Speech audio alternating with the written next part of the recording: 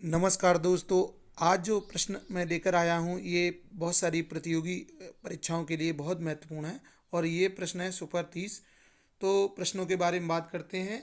हिंदी साहित्य के आरंभिक युग को आदिकाल के नाम से किसने अभिहित किया? तो हजारी प्रसाद द्विवेदी जी ने। बीसल देव ब्रासो के रचयिता का नाम क्या है? तो लिख सकते हैं नरपति नाल। इसके बाद हम बात करेंगे आदिकाल में खड़ी बोली को काव्य भाषा बनाने का प्रथम कवि का किसका नाम है? तो दोस्तों ये नाम है अमीर खुसरो का। और इस तरह से अमीर खुसरो ने शुरुआत की। हिंदी साहित्य के किस काल को हिंदी साहित्य का स्वर्ण युग कहा जाता है? हिंदी साहित्य के ये काल है भक्ति काल, जिसको स्वर्ण युग कहा जाता है। कवितावली की रचयिता का नाम जो लिखिए या बताइए क्या नाम है? तो तुलसीदास जी कवितावली के रचयिता हैं। और आचार्य रामचंद्र शुक्ल ने उत्तर मध्यकाल को कौन सा नाम दिया है? आचार्य रामचंद्र शुक्ल ने उत्तर मध्यकाल को रीतिकाल नाम दिया है। रीतिकाल को काव्य की दृष्टि से कितने भागों में बांटा गया है? तो रीतिकाल को काव्य की दृष्टि से 3 भागों में बांटा गया है। रीति सिद्ध काव्य धारा के प्रमुख कवि कौन है? तो दोस्तों इस विचारधारा के जो कवि हैं वो हैं बिहारी दास जी। घनानंद किस काव्य धारा के कवि थे? घनानंद जी जो है ना रीति मुक्त काव्य धारा उसके कवि थे। आधुनिक काल में लिखा गया खड़ी बोली का प्रथम महाकाव्य कौन सा है? तो आधुनिक काल का प्रिय प्रवास प्रमुख महाकाव्य है।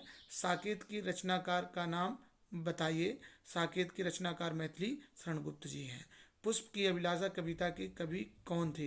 पुष्प की अभिलाषा कविता बहुत प्रसिद्ध कवि है, वो है। इसके रचयिता जो है माखनलाल चतुर्वेदी जी थे। छायावाद को स्थूल के प्रति सूक्ष्म का विद्रोह किस आलोचक ने कहा? डॉक्टर नगेंद्र ने कहा। कामायनी में किस दर्शन की अभिव्यक्ति हुई? कामायनी में शैव दर्शन की अभिव्यक्ति हुई। ध्यान रखने वाली बात है। आधुनिक काल की मीरा किसे कहा जाता है? आधुनिक काल की मीरा महादेवी वर्मा जी को कहा जाता है। प्रकृति का सुकुमार कवि किसे कहा जाता है? तो सुमित्रानंदन पंत नाम है प्रकृति के सुकुमार कवि का। अंधेरे में कविता के रचनाकार कौन है? अंधेरे में कविता बड़ी प्रसिद्ध कविता है और इसके रचनाकार मुक्तिबोध जी हैं, गजानन माधव मुक्तिबोध। बीजक के रचयिता का नाम क्या था?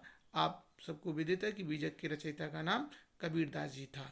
अकबर के दरबार के किस कवि ने दोहाबली की रचना की? तो अकबर के दरबार के जो कवि थे अब्दुल रहीम खान खाना, जिन्हें रहीम दास जी कहते, वो थे। विश्वनाथ प्रसाद मिश्र ने रीति काल को क्या नाम दिया? विश्वनाथ प्रसाद जी ने अलंकृत काल कहा है रीति काल को। पुष्टि मार्ग का जहाज किस कवि को कहा जाता है? पुष्टि मार्ग का जहाज सूरदास जी को कहा जाता है। पुष्टि मार्ग का जहाज सूरदास जी कवि को कहा जाता है।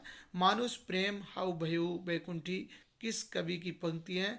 मलिक मोहम्मद जायसी प्रेम मार्गी शाखा के प्रमुख कवि थे, उनकी पंक्ति है। हिंदी साहित्य के आदिकाल को सिद्ध सामंत काल किसने कहा? हिंदी साहित्य के आदिकाल को सिद्ध सामंत काल कहा राहुल सांकृत्यायन जी ने, जो यात्रा वृत्तांत लेखक थे। आचार्य रामचंद्र शुक्ल ने हिंदी का प्रथम महाकाव्य किसे माना है? तो आचार्य शुक्ल ने पृथ्वीराज रासो को हिंदी का प्रथम महाकाव्य माना है। उसने कहा था कहानी के लेखक कौन थे? आधुनिक कहानियों में बड़ा प्रसिद्ध कहानी है चंद्र शर्मा गुलेरी जी की, उसने कहा था, बड़ी प्रसिद्ध कहानी है। अंधेरे में कविता के रचनाकार कौन थे? तो अंधेरे में गजानन माधव मुक्तिबोध जी अंधेरे में कविता के रचनाकार थे। सरस्वती पत्रिका के यशस्वी संपादक कौन थे? तो सरस्वती पत्रिका के संपादक का नाम महावीर प्रसाद द्विवेदी, ये प्रेरणा स्रोत भी थे बहुत सारे। परमार लासो के कवि का नाम क्या है? परमार लासो के कवि का नाम जगनिक है।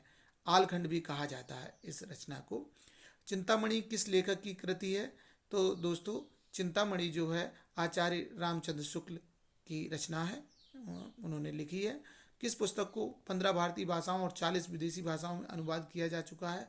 तो साथियों जो पुस्तक है वो पंचतंत्र है, जिसे इस रूप में किया गया है। कैसी लगी जानकारी हमें कमेंट्स बॉक्स में लिखिए। वीडियो देखने के लिए आपका बहुत बहुत धन्यवाद।